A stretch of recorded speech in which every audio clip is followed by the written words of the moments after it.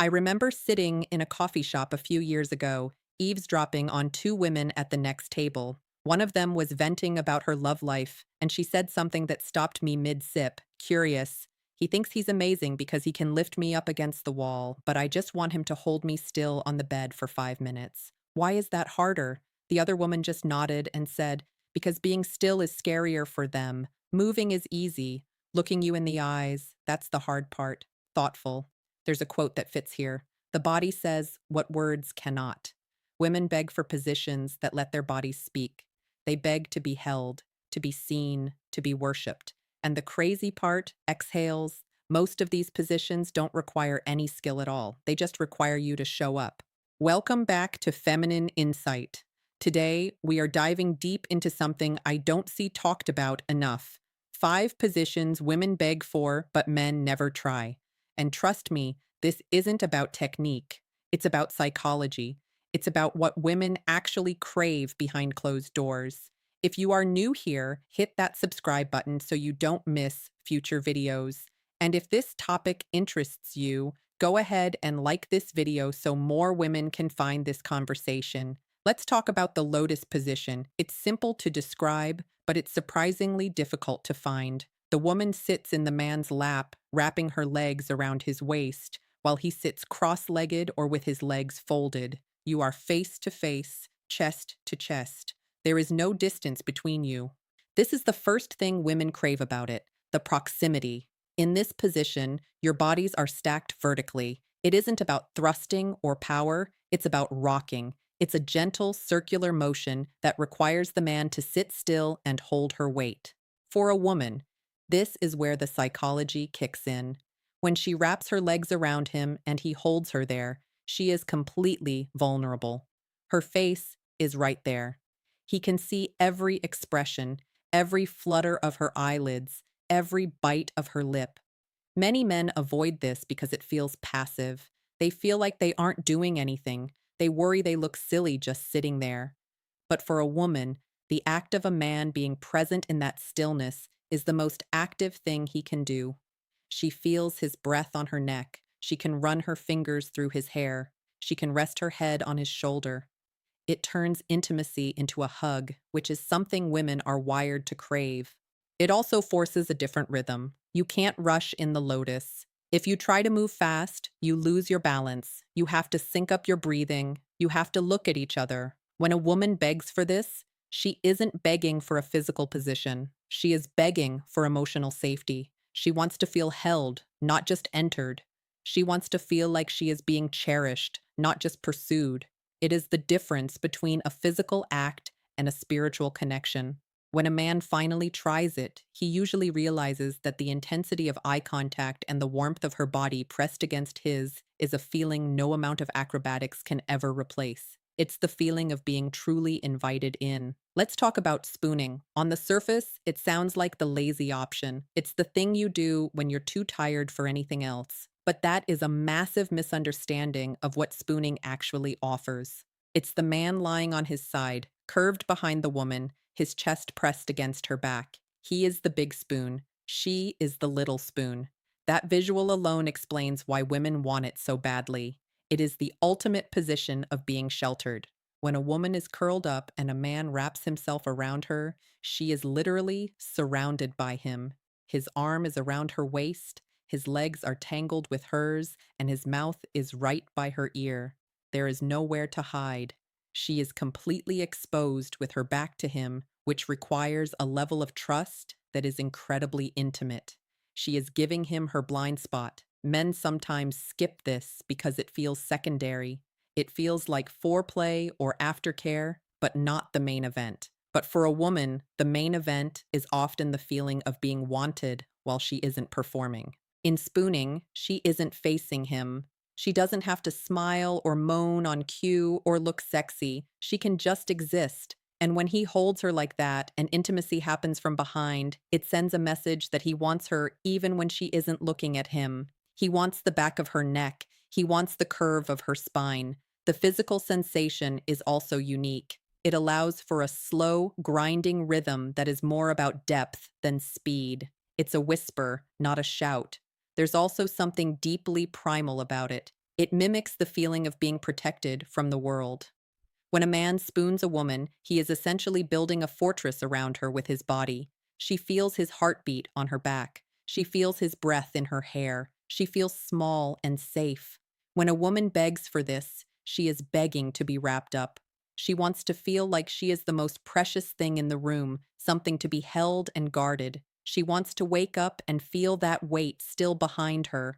It's not just a position, it's a feeling of being completely and utterly surrounded by someone who has no intention of letting go. Let's talk about the chair.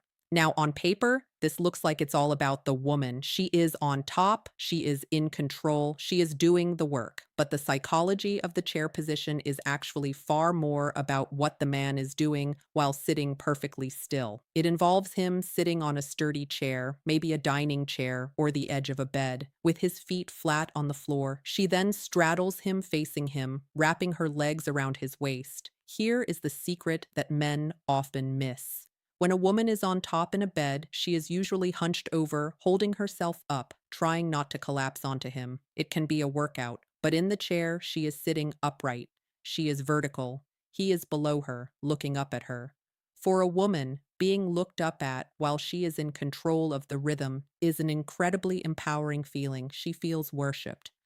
Men sometimes resist this because they feel removed from the action. They feel like they are just a seat. They would rather be standing or moving or doing something that feels like leading. But women don't want to be led all the time.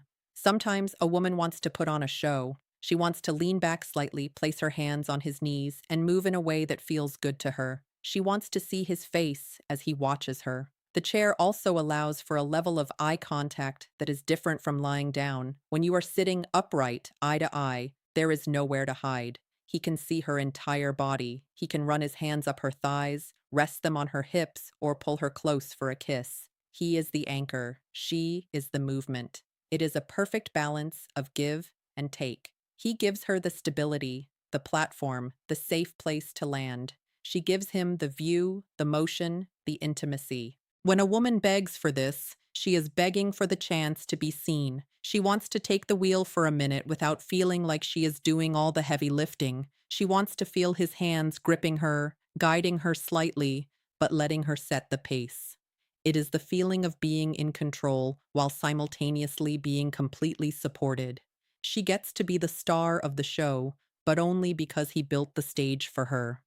It turns the dynamic into a partnership of equals where both are actively participating, just in different essential ways. Let's talk about legs on shoulders. This is one of those positions that looks intense in the moment, and it certainly can be, but the psychology behind why women beg for it is often misunderstood. It starts with her on her back, and then he takes her legs and lifts them, resting her ankles or calves on his shoulders. He is essentially folding her in half. Now, physically, this allows for deep penetration. That is the obvious part.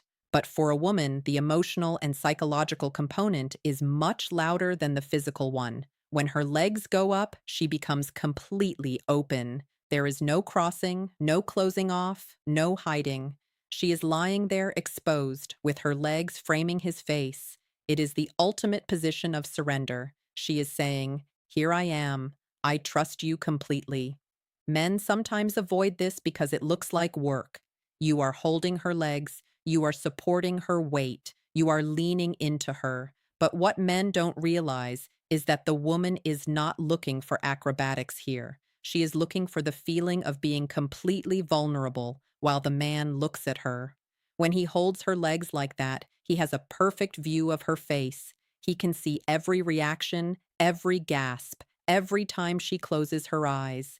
There is no turning away. There is also something about the angle that changes everything. It changes the way he kisses her. He has to lean down to reach her lips. He has to stretch forward to whisper to her. He is covering her, hovering over her, surrounding her. She feels small. She feels delicate. She feels like he could just wrap himself around her completely. And when he looks down past her legs, straight into her eyes, it creates a line of sight that feels incredibly intimate. It is just the two of them, locked in.